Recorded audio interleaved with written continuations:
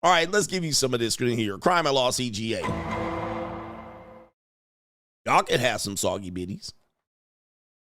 All right, Crime and Law CGA. I suppose I didn't even do a banner for this.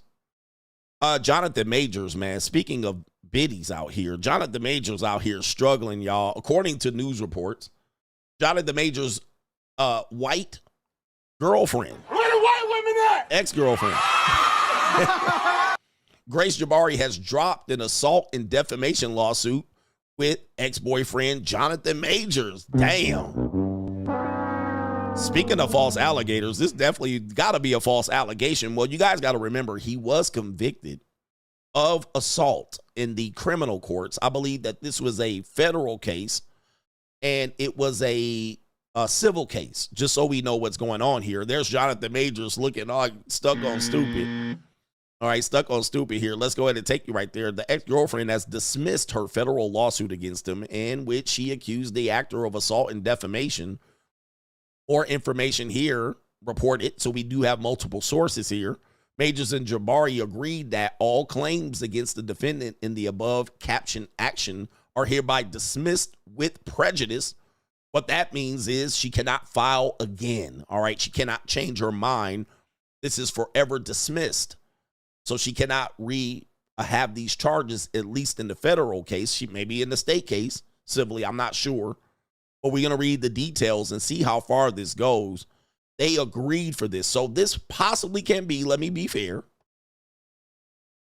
this could be the old payola. All right, and who paid it? Well, Megan Good. And as we guys know, they announced their engagement recently, and I'm pretty sure they would love to put this distraction behind them. But when I tell you these people use the courts and use allegations against you to really ruin your life, it is possible. You have to be very vigilant and hyper vigilant of who you're picking out here. Okay? Who you're picking. So she ruined it. She ruined hundreds of millions of dollars in opportunity. I'm pretty sure this court case was pretty much drying up the money for Jonathan Majors. And he had a little bit money left off. Apparently, Megan Good was supporting him. They are been engaged. So apparently, they're also saying Megan Good was the other woman on the phone the entire time. And that they settled the case. So this was an agreement. She didn't just go down to the courthouse and pull it off. She might have got some money from this. Let's go ahead and read the details of this in People magazine. Jonathan Majors' ex-girlfriend, Grace Jabari, has dropped her assault and defamation lawsuit against him, according to the court reports. Filed right here, the docs right there yesterday. Obtained by People, Jabari filed a stipulation of dismissal with prejudice. Majors and Jabari agreed via their attorneys that all claims against the defendant in the above entitled caption case and action are hereby dismissed with prejudice. The agreement comes after Jabari filed a civil lawsuit in federal court against Majors in the Southern District of New York in March. Now, the reason she filed this is because after that, I'm pretty sure the article will say, yes, Majors had been found guilty of some third-degree assault. So he was already found guilty in the criminal court. All right. It says, in the lawsuit, Jabari claimed that Majors exhibited a pattern of pervasive domestic violation and abuse that began in 2021 and extended to 2023. Remember, she hurt her finger and she bonked her head. We saw that. She was actually the catalyst for me coming up that she hurt her finger. All right, one of the alleged incidences occurred in September of 2022. And Jabari alleged Majors threw her up against the hood of a car, brought her inside the home, and started hitting her about the head against the marble floors while strangling her until she felt she could no longer breathe after an argument the prior day.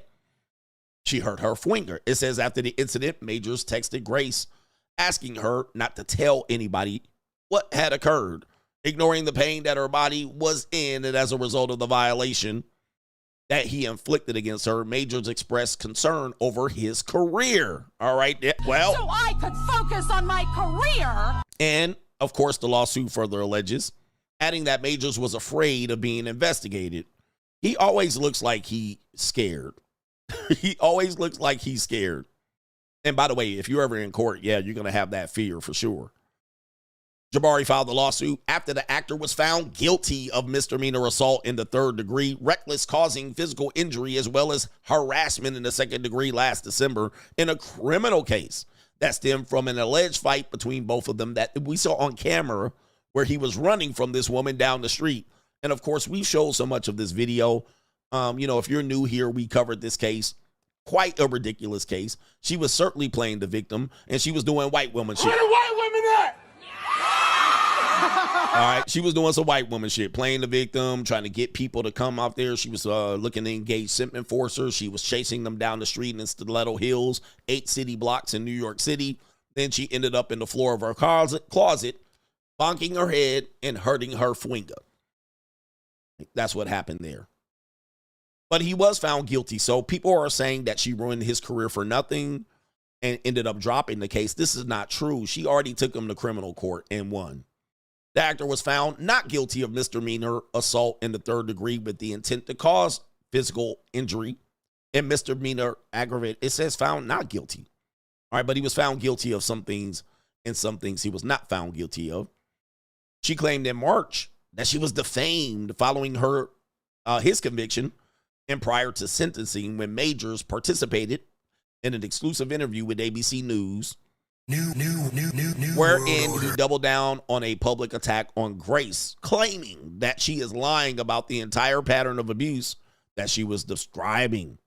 And he has never laid a finger on that woman, that white woman at that. Hey, where are the white women at? And of course, if you're experiencing domestic violation, call the National Domestic Violation Hotline at 1-800-799-7233 or go to the hotline.org. Do not call me. I'm not going to help you. All right, so there's an update on the Majors case. Sad case indeed. To see how far this came, and of course, you picked the wrong partner, it can screw you over. It can screw you over, gentlemen. All right, it can screw you over. And here's the thing. A lot of men want to know what to do in these situations. Here's the deal. When you get into an adult relationship, any of these things can happen. You can have the child support lady. You can have divorce. You can have a great relationship. You can have claims of abuse. You can have legit abuse. Okay, that's what you're signing up for. And you have to make sure you pitch a shutout to make sure that she doesn't have any case against you. But if she does, this can affect you. So when you're here, there's no fixing it. Once you're in the belly of the beast, there's no saving you.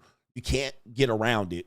Anybody has watched me long enough, I said, don't get involved with the law. You want to live your whole life without having to ever go to court. Because once you go to court, it's a wrap here in the United States. It's a wrap. That is a criminal court, civil court, family court, all bets are off. You are now in the system. You are now on the ship. You're in maritime law. And now you're in a game that nobody can save you from, not even your attorney. Your attorney can save your hide to a certain extent, but that doesn't mean that you don't have to show up to that court. Once you get into court, it's a wrap. You are beholden to people that are judges. They live in a whole different world. And you don't know if they are on the take, if they on the payola, if they're legitimate and credible. It's over now. You're in the kangaroo court. So I'm even talking about traffic ticket, guys. And the courts are not a place of justice. It is a place for money. All right. It's a money place. This is a money grab, gentlemen. All right. And as a result, am I lying? You had to pay the price. How much did you pay for this relationship? In excess of $150 to $200 million and counting. He also had to pay her off. Don't think about that. You don't think about this right here. He paid this woman to drop this case. Don't think he didn't pay. Men have to understand this and understand it good. You're going to pay, gentlemen. One thing that men are trying to do is not pay. And I think that's going to be to your detriment. It's going to be your mistake. Now, I'm not telling you the trick. That's another thing that you're going to have to decide to do. What I'm telling you is you can't avoid it. It ain't a happy place out here. In America, it's about the money. And if you think you're going to hop, skip, and jump to another country and it ain't going to be about the money, you're sadly mistaken. You can go to anywhere in Asia and it's going to be about the money. So you're going to pay at some point up front Everybody pays in the middle, and sometimes people on the back end, you pay an exit fee, and you don't even get to put hands on hips no more. You don't even get to touch it. You don't even get to touch the woman you paying for anymore, and I think that's more egregious than anything. But you're going to pay. So you guys got to find this happy space amongst men and amongst women where you guys are having this conversation about, well, I don't feel I need to pay or support. Okay, Ninja. And do me a favor, my likes right now, I don't even have 50% likes. So if I can get 250 people right now to hit that like button, that would be great. But you're going to pay. Find out how you want to pay. You're going to have to find out up front, what is this going to cost me? You're going to get picked apart if you only want to pay on the back end. Jonathan Majors is a classic example, and he's not the brightest, sharpest tool in the shed. This guy has lost hundreds of millions of dollars over this one simple woman. Simpleton. I mean, come on. I can't even say she's attractive. You know I like flatbacks. Look at this. Simple. And she's supposed to be a model too, but I can't even say.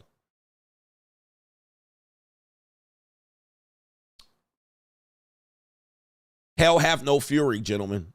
Hell have no fury like a woman scorned. Right? All right, last one on Crime and Law CGA. Apparently, this 4B madness is reaching a peak, and people are doing their investigation right here. This woman says, and I quote, it's the lesbians, we call them the Lily Lintlickers out here, who are leading the 4B movement. Uh-oh.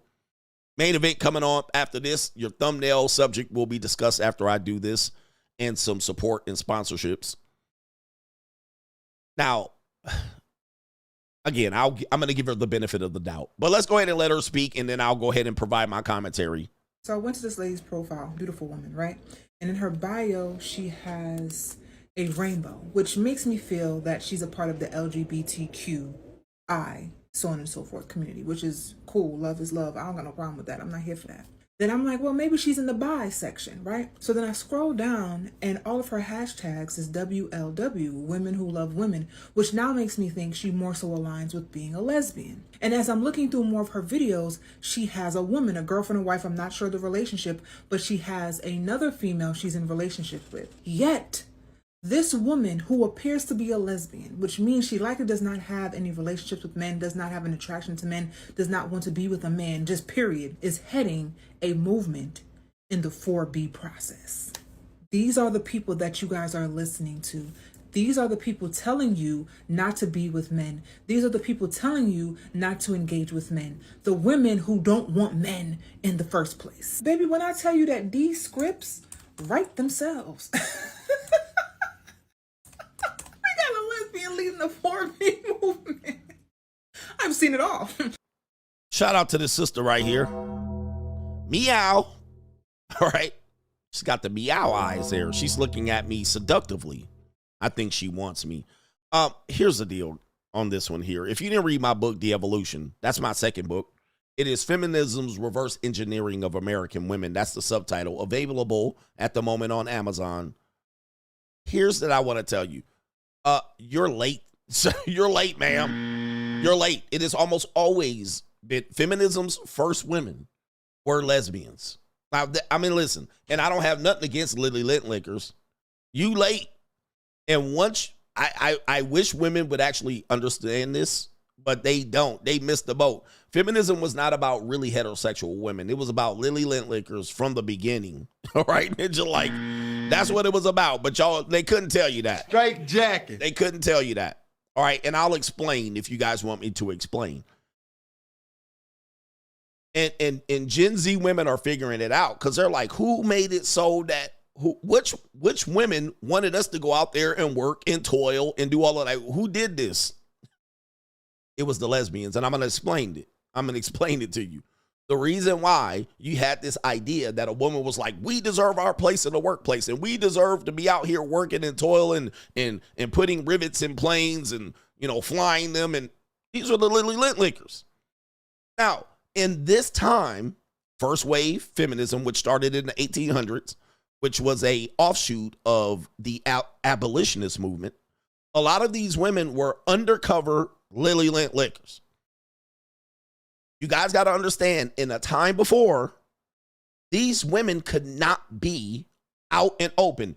You guys live in a time where people can be out and open and they can be proud and kick right out of the closet.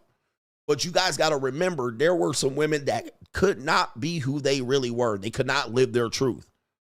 So they had to marry heterosexually. They had to even have babies.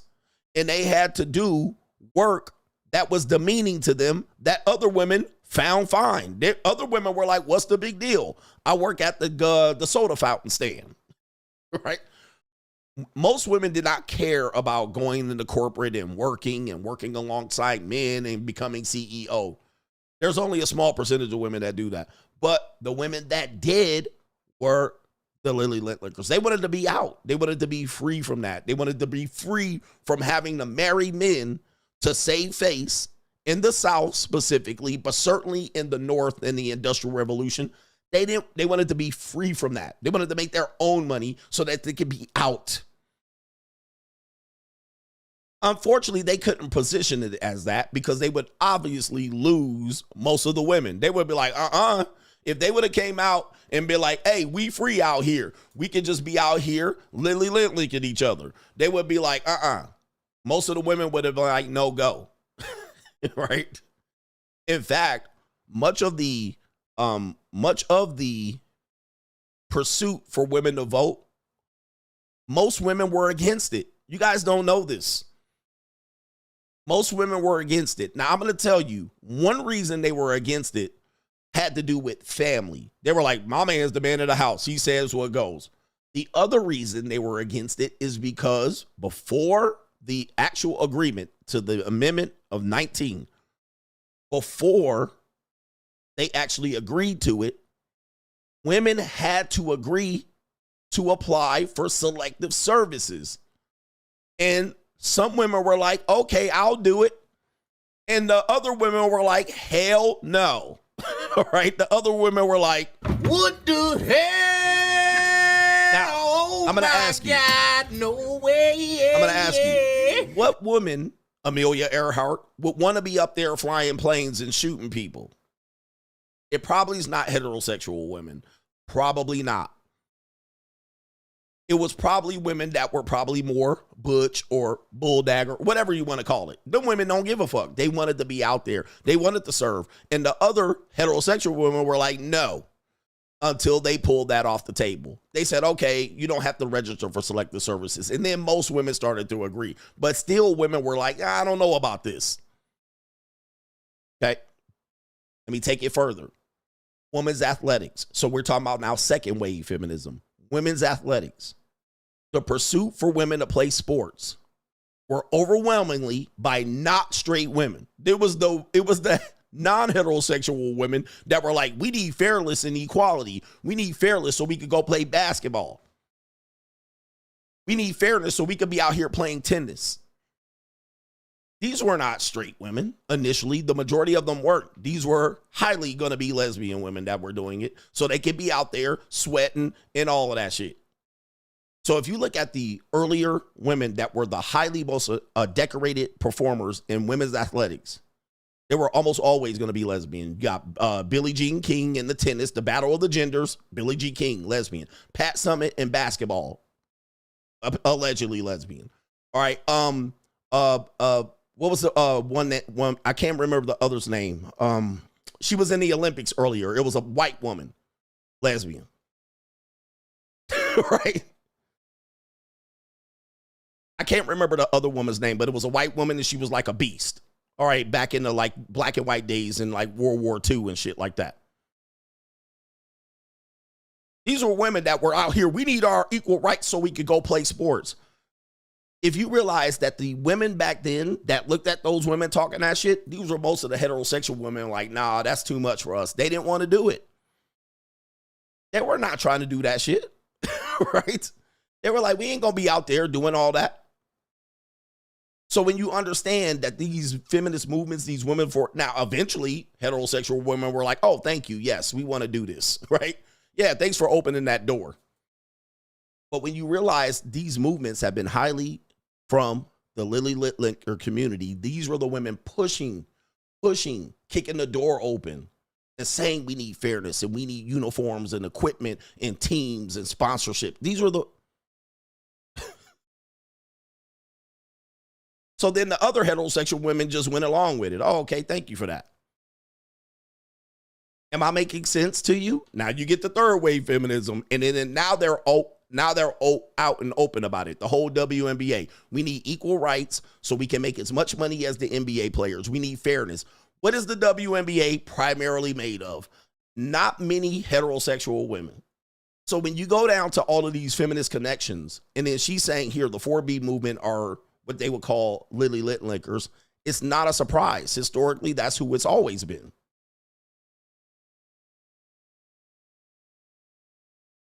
That's who it's always been. Those have always been the leaders. Those have always been the people that have been up front, the loudest, the people with the bullhorns, the people saying, burn your bra, leave your husband, divorce him. You don't need that man. You don't need no man. You can head your own household and have your own money. These are almost overwhelmingly going to be from that demographic because they didn't need men like that. They didn't want men like that. Now they got you out here shaving your head, you out here marching. They got you out here as heterosexual woman falling for it. And this woman was the one that said, hey, wait a minute. Look at what I just discovered. No, it's always been like that. But you just didn't see it. It's always been like that. Right? Yeah. Oh, by the way, Black Lives Matter. Same thing. The 3 women in the Black Lives Matter were not heterosexual women. When you see it, you can't unsee it. They were all Lily Litlinkers, all 3 of them. And they were Marxists. So now you're following not only that, but communism. And then you get all riled up by the label, because obviously Black Lives Matter would make sense. But then when you look at the group and see who's promoted it, gay, communist, anti-male.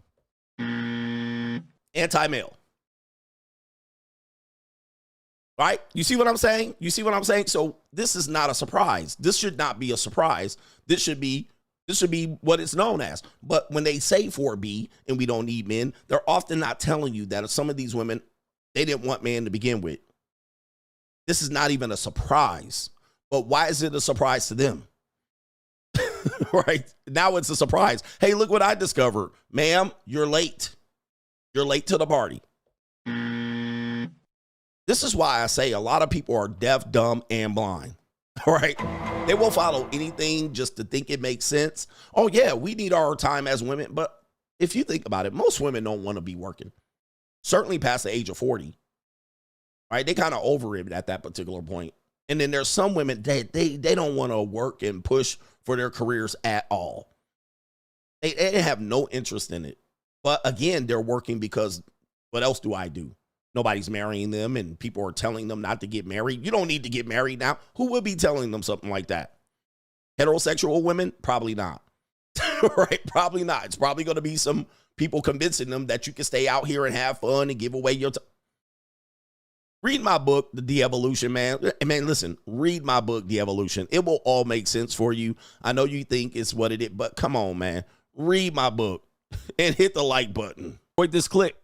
Check me out on the Free Agent Lifestyle channel for the best morning live stream every weekday. And of course, we're back for the evening live streams as well. Check out the times and the featured channels on this channel right here. And also the links are in the description box.